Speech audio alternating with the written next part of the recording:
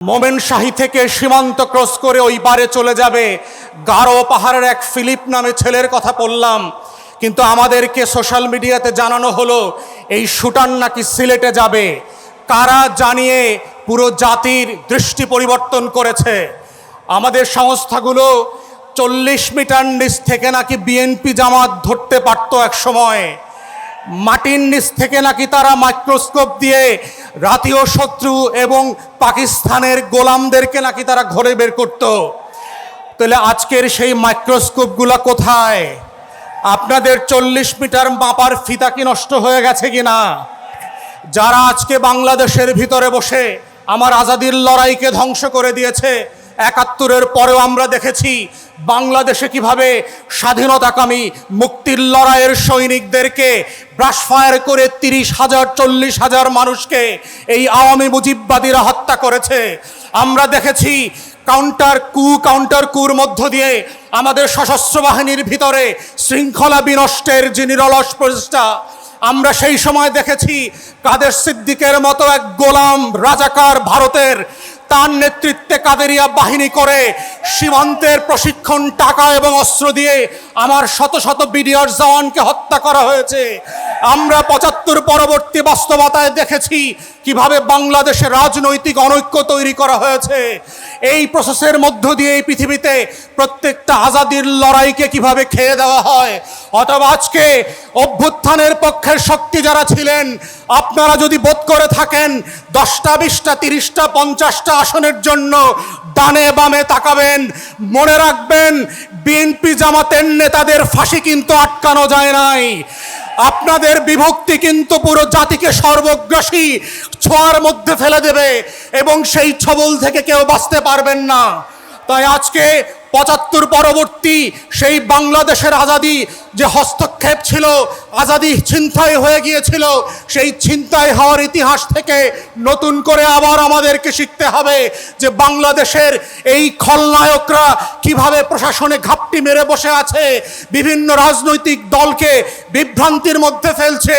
গণ অভ্যুত্থানের এক দলকে আর এক দলের বিরুদ্ধে বট বাহিনীর মিথ্যা পোস্টের মধ্য দিয়ে লেলিয়ে দেওয়া হচ্ছে, সম্পর্ক হানি করে বাংলাদেশকে রাষ্ট্র আকারে দুর্বল করা এবং এইখানে নির্বাচনকে ভণ্ডুল করবার যে আয়োজন চলছে এবং এর পিছনে যে বয়ানের রাজনীতি আছে।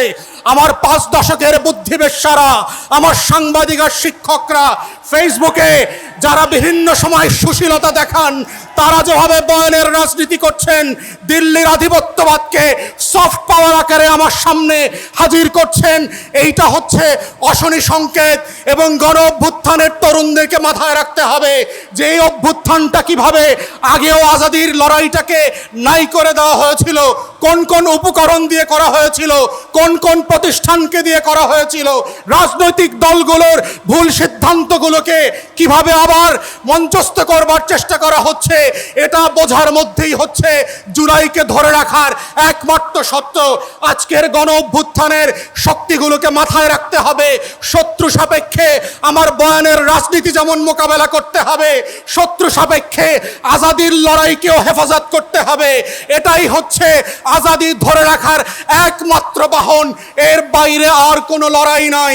এবং সেই লড়াইতে আমরা চাই নতুন করে আবার ইনকিলাব জিন্দাবাদ হয়ে ভারতবর্ষের আনাচে কানাচে থেকে হর্ষদ মোহানির ভয়েস থেকে আজকে যেভাবে হাদির কণ্ঠকে দিয়ে সারা বাংলাদেশ আত্মস্থ করেছিল, সেই ইনকিলাব আবার আবাবিলের মতো আসমান থেকে ফিরে আসবে।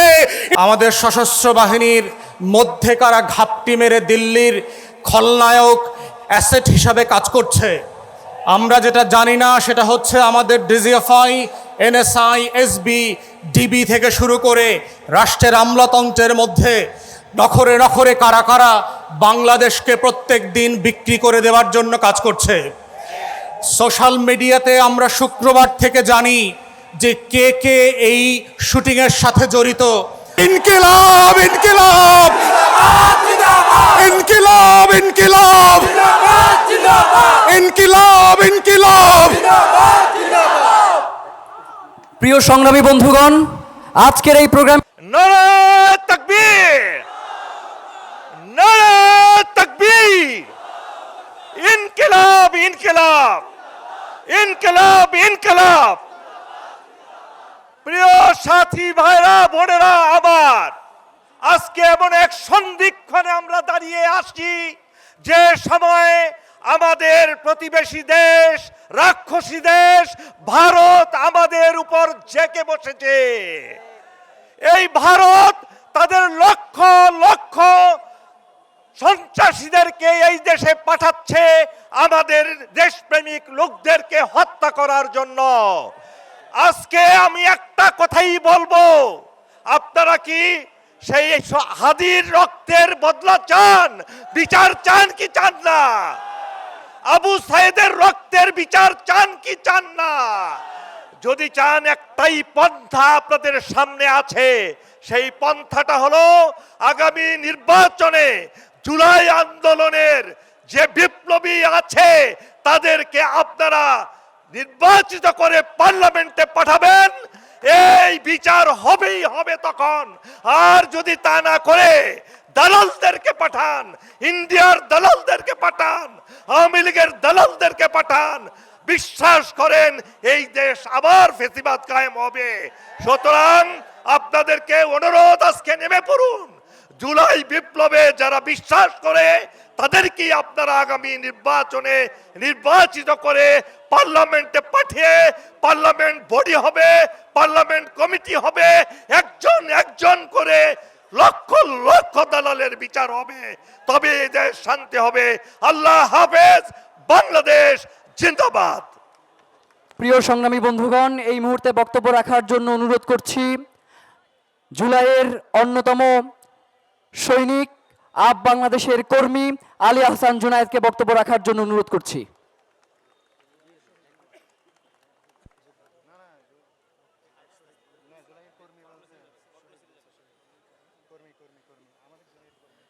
বিসমিল্লাহির রহমানির রহিম।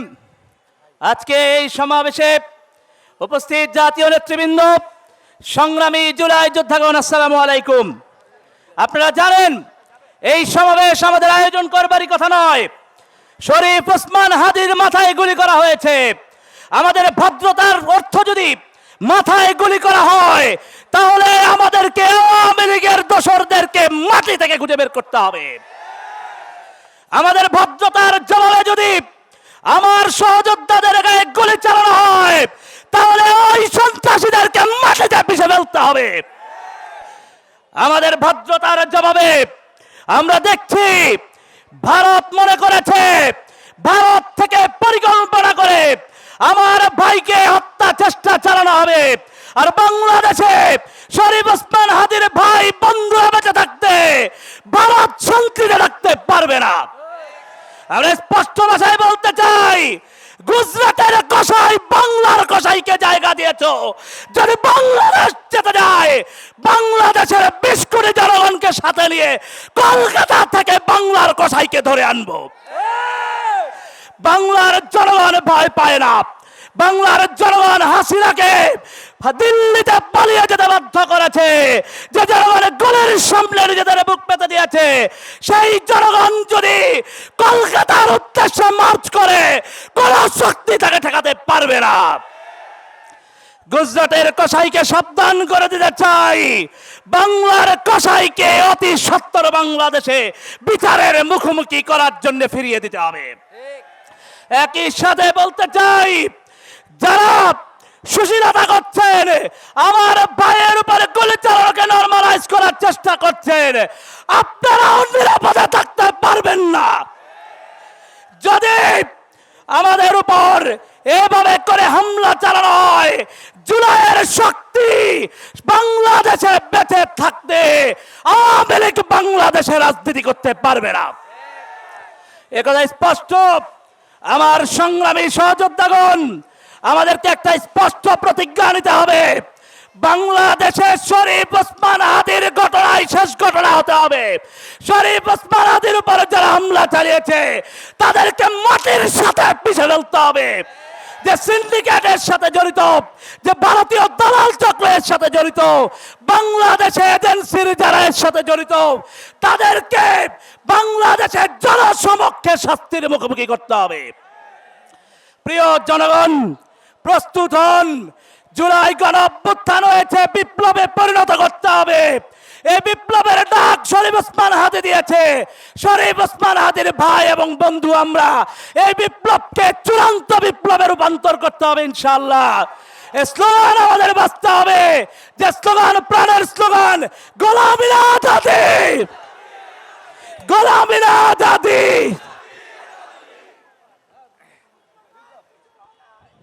প্রিয় সংগ্রামী বন্ধুগণ,